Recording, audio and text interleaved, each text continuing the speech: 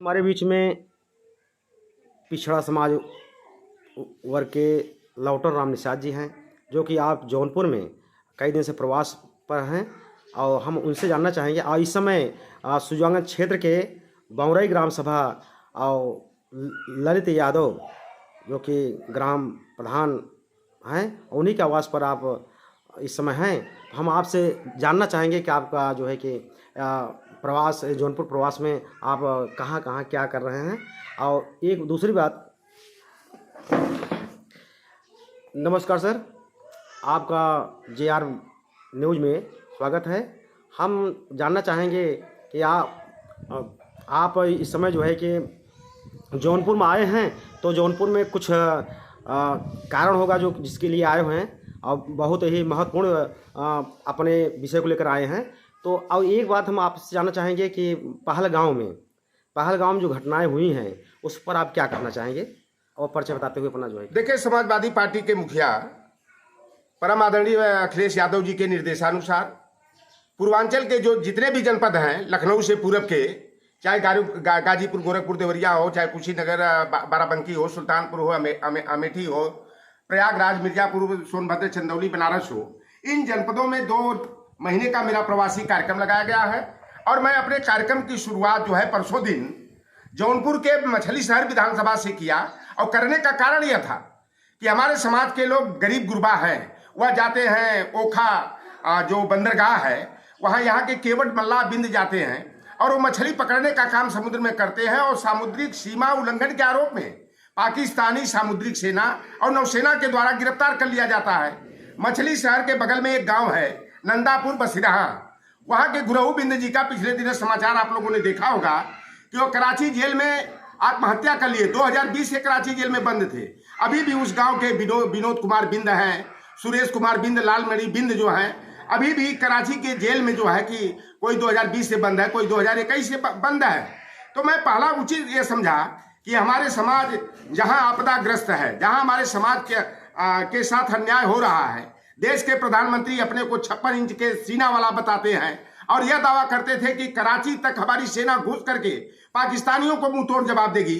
लेकिन हमारे समाज के गाजीपुर के, बलिया के, आपके सुल्तानपुर, भदोही और जौनपुर के 150 से अधिक मछुआरे कराची के जेल में जो है कड़ी यातना झेल रहे हैं। तो मैं पीड़ित परिवार से मिलने के लिए गया था और माननीय अखिलेश यादव जी से आग्रह किया कि पीड़ित परिवार की यथासंभव तत्काल आर्थिक मदद होनी चाहिए और प्रधानमंत्री और विदेश मंत्री से आग्रह करके और पाकिस्तान की सरकार से वार्ता करके हमारे मछुआरा भाइयों को जो है कि रिहा करा करके वतन वापसी कराएं। जहां पहलगाम की आप बात किए, मैं आपको एक घटनाक्रम बताऊंगा। लोकसभा चुनाव जब 2019 आसन्न था तो 14 फरवरी 2019 को सरकार क्योंकि बैकफुट पर आ गई थी, भारतीय जनता पार्टी की विदाई दिखाई दे रही थी, तो नेपोलियन बोनापार्ट और मुसोलिनी की नीतियों को जो है अपनाते हुए देश के प्रधानमंत्री नरेंद्र मोदी जी ने, ऐसा लगता है, इसलिए मैं कहता हूं कि वह साजिश के तहत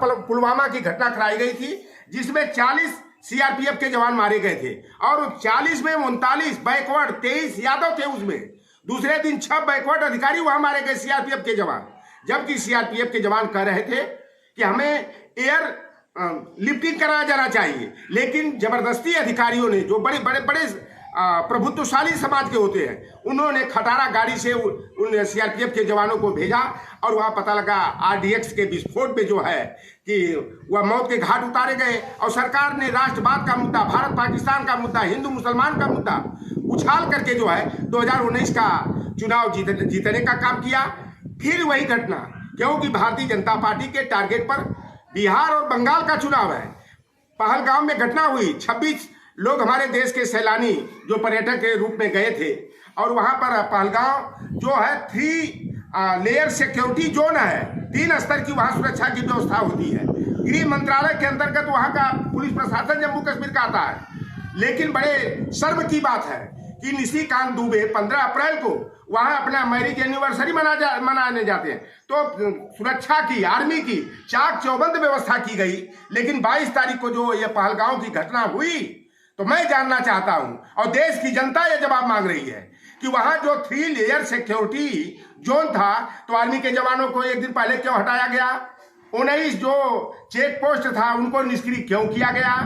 और देश के प्रधानमंत्री अपने को चौकीदार बताते हैं, अपने को जो सभी लोग कहते हैं मोदी का परिवार, तो जो लोग वहां मरे क्या वो मोदी के परिवार के नहीं है?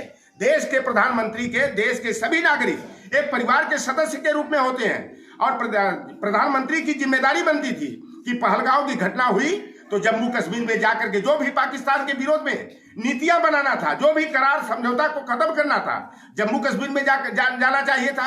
नहीं तो दिल्ली में बैठ करके प्रेस कॉन्फ्रेंस करते, पत्रकारों के बीच में अपनी बात रखते, लेकिन राजनीतिक लाभ के लिए, क्योंकि भारतीय जनता पार्टी का चरित्र है आपदा में भी अवसर की ये तलाश करते हैं, राजनीतिक लाभ की चिंता करते हैं। देश के प्रधानमंत्री दिल्ली में प्रेस कॉन्फ्रेंस न करके पलटू राम के साथ जाके बिहार में सीतामढ़ी में सम्मेलन कर रहे हैं, खिस्सियां उड़ा रहे हैं, जैसे उनको कोई चिंता नहीं है। देश पूरा जो है शोक संतप्त रहा, हमारे देश के लोग मारे गए। और गोदी मीडिया, अर्णव गोस्वामी हो, चाहे रूबिका लियाकत हो, चाहे चित्रा मित्रा त्रिपाठी हो, चाहे अंजना ओम कश्यप हो, इन लोगों ने जो है कि तोड़ मरोड़ कर समाचार पेश करके हिंदू मुसलमान करने का प्रयास इन लोगों ने किया। कहा कि आए चड्डी खुलवाए, देखे खतरा हुआ है कि नहीं हुआ है, धर्म पूछ करके गोली मारा गया। जबकि वो जो आतंकवादी आए तो आए कैसे? आपकी एनआईए कहाँ गई? आपकी जांच एजेंसी कहाँ गई? आपकी राय एजेंसी कहाँ गई? वो आतंकवादी आए कहाँ? 300 किलोमीटर अंदर भारतीय सीमा में कैसे घुसे? तो यह सवाल खड़ा होता है देश के गृह मंत्री के सामने, देश के रक्षा मंत्री के सामने, देश के प्रधानमंत्री के सामने। और जवाब मांगने पर राष्ट्रद्रोह का मुकदमा एनएसए लगा देंगे, रासुका लगा देंगे। लौटर राम निषाद को भी धमकी मिल रही है। लौटर राम कहा मैं उस निषाद का बेटा हूं, उस कुल में पैदा हुआ हूं कि अंग्रेजों को डुबा कर मारने का काम हमारे समाज के लोगों ने किया। देश की आजादी की लड़ाई लड़ा। अंग्रेजों ने मल्लाह को, केवट को अपराधी जाति घोषित किया 1871 में। तो मैं मुकदमे से नहीं डरता हूं। सवाल ये खड़ा होता है कि प्रधानमंत्री जी को देश के नाम माफी मांगना चाहिए। जब बॉम्बे अटैक होता है तो उस समय के गृह मंत्री, कांग्रेस की सरकार थी और शिवराज पाटिल गृह मंत्री थे, तुरंत इस्तीफा दे दिया था। अमित शाह इस्तीफा क्यों नहीं दे रहे हैं? उनको भी नैतिक जिम्मेदारी लेना चाहिए, इस्तीफा देना चाहिए। मोदी जी बार बार मनमोहन सिंह से कहते थे सेना तुम्हारी, बीएसएफ तुम्हारा, आर्मी तुम्हारी, सरकार तुम्हारी, गृह मंत्रालय तुम्हारा, तो ये आतंकवादी आते कहां से? कहते थे दिल्ली दरबार से आतंकवादी भेजे जाते हैं। तो आज तो सवाल खड़ा होता है, ये आतंकवादी बड़नगर से आए, ये आतंकवादी अहमदाबाद से आए, कहां से आए, कैसे आए? और सरकार ने अपनी नाकामियों पर पर्दा डालने के लिए एक हम लोगों का बड़ा ज्वलंत मुद्दा रहा, लालू प्रसाद यादव का, शरद यादव का, परम पूज्य नेताजी का, कि जातिवार जनगणना होनी चाहिए। और बाबा साहेब भीमराव अंबेडकर ने संविधान में व्यवस्था दिया है 15/4 16/4 16/4 ए के तहत कि जिसकी जितनी संख्या भारी उसकी उतनी हिस्सेदारी होनी चाहिए। तो हमारी जातिगत जनगणना कराओ, हमारी हिस्सेदारी सुनिश्चित करो। और आज भारतीय जनता पार्टी जब बैकफुट पर आ गई, पुलवामा की तरह राजनीतिक लाभ लेने का अवसर तलाशा पहलगांव के मामले में, लेकिन सरकार चारों तरफ से घिर गई। मैं तो धन्यवाद दूंगा यूट्यूबर्स को, सोशल मीडिया और डिजिटल मीडिया प्लेटफॉर्म चलाने वाले भाइयों को कि उन्होंने सच की खबर जनता तक पहुंचाने का काम किया। आज बड़े चैनल जो मेन स्ट्रीम के हैं, जनता उस पर विश्वास नहीं करती है, तो आज जातिगत जनगणना हो रही है। यह अखिलेश यादव की पीडीए की जीत है, इंडिया गठबंधन की यह जीत है, लालू प्रसाद यादव की मांग की जीत है कि जो सरकार हमारे आरक्षण का विरोध करती थी। नितिन गडकरी कहते थे जो जाति जनगणना की बात करेगा उसके ऊपर लात पड़ेगा, और यही योगी आदित्यनाथ कहते थे, केशव प्रसाद मौर्य कहते थे कि जातिवार जनगणना करने से सामाजिक सद्भावना प्रभावित होगी, सामाजिक दुराव पैदा होगा, नफरत पैदा होगा।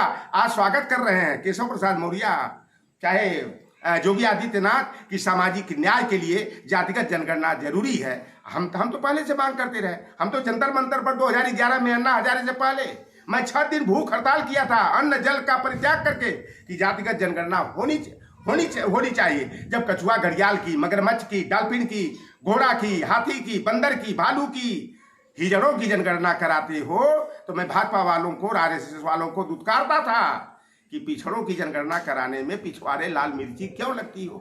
आज हमारे एजेंडे पर आ गए।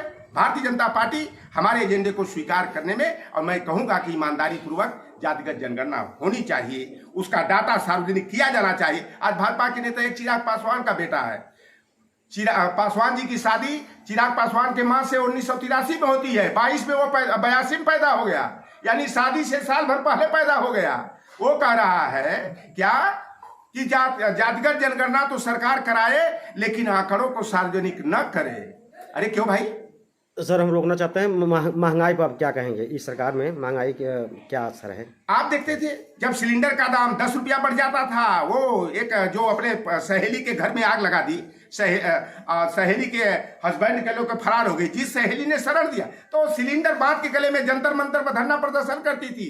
महंगाई पर कांग्रेस सरकार की खिंचाई करने के लिए टमाटर, बैगन, आलू, गोभी बांध करके जो है प्रदर्शन करती थी। आज कमर तोड़ महंगाई से जनता त्राही त्राही कर रही है और मिडिल क्लास के लोगों की कैसे रोजी रोटी चल रही है, कैसे घर परिवार चल रहा है, उस पर जो है समाज जो है आज आफत और विपद का शिकार है। और न्यू एजुकेशन पॉलिसी के माध्यम से सरकारी स्कूलों को बंद करने का काम आरएसएस के इशारे पर भारतीय जनता पार्टी कर रही है कि पिछड़े के, दलित के, आदिवासी के बेटे और बेटियां पढ़े नहीं, वह गंवार बने रहे, अशिक्षित बने रहे। और आप जाइए प्राइवेट स्कूल में इतनी महंगी फीस, और यह पहली सरकार है, अंग्रेजों ने इस कॉपी पर, किताब पर, पेन पर, कलम पर टैक्स नहीं लगाया था, लेकिन यह पहली सरकार है कि कॉपी किताब पर भी 28% जो है कि टैक्स लगाने का काम किया है। और इसलिए लगाया है कि गरीब के बेटे और बेटियां न पढ़ पाए।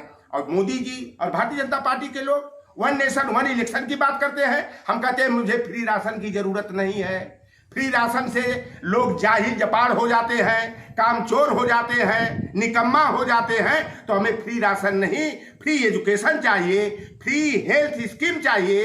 तो वन नेशन वन इलेक्शन की बात छोड़ करके one nation one education one syllabus की बात होनी चाहिए कि गांव के प्राइमरी स्कूल हो, चाहे परिषदीय विद्यालय हो, चाहे कॉन्वेंट स्कूल हो, चाहे मिशनरी के स्कूल हो, सारे विद्यालयों के सिलेबस एक तरह के होने चाहिए। जब कॉन्वेंट स्कूल में अंग्रेजी नर्सरी से पढ़ाई जाती है तो सरकारी प्राइमरी स्कूल में भी अंग्रेजी बुनियादी शिक्षा जो है प्राइमरी नर्सरी से ही उसकी भी शुरुआत होनी चाहिए। जब हमारे देश के नागरिक शिक्षित होंगे तो समाज के प्रति जागरूक होंगे और तरक्की के मार्ग पर चलेंगे, देश का विकास होगा, समाज का विकास होगा, साथ साथ परिवार का भी विकास होगा। सर 2027 का चुनाव सामने है, पीडीए का कितना असर रहेगा? देखिए हमारी लड़ाई जो है समाजवादी पार्टी ने पीडीए फार्मूला के तहत भारतीय जनता पार्टी के लोग, केशव प्रसाद मौर्य दावा करते थे हमारी अंगुली पकड़ करके चलने वाला कोई ऐसा सगा नहीं, संजय निषाद ने जिसको ठगा नहीं,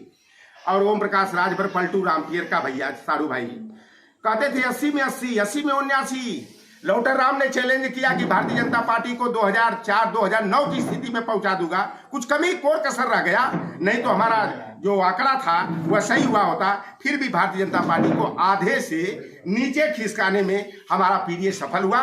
2027 का जो विधानसभा का चुनाव है, हम जात को जमात में बदल करके अपने बहुजन वर्ग के लोगों को, पिछड़े, दलित, वंचित, अकलियत, जो पीड़ित हैं, दमित हैं, शोषित हैं, सबको सहेज करके हम लोग जो है अगली लड़ाई 10 बनाम 90 की लड़ेंगे। जो बाबू जगदेव प्रसाद कुशवाहा ने 70-80 के दशक में कहा था कि 100 में 90 शोषित है, 90 भाग हमारा है, धन धरती और राजपाट पर 90 भाग हमारा है, 10 का शासन 90 पर नहीं चलेगा, नहीं चलेगा। अखिलेश यादव आज इसी मुद्दे को आगे बढ़ाते हुए 10 बनाम 90 की लड़ाई लड़ रहे हैं। 2027 में समाजवादी पार्टी जो है ऐतिहासिक जीत हासिल करते हुए उत्तर प्रदेश में सरकार बनाएगी। हम जातिवाद जनगणना कराएंगे, बैकलॉग को भरेंगे और जो ओबीसी एससी एसटी का जनसंख्या होगा, जातिगत आंकड़े जुटा करके समानुपाती आरक्षण कोटा हर स्तर पर, यहां तक कि आउटसोर्सिंग पर, ठेका पद्धति में हो, चाहे संविदा की नौकरी में हो, हर स्तर पर हम लोग जो है कि ओबीसी एससी एसटी को जनसंख्या के अनुपात में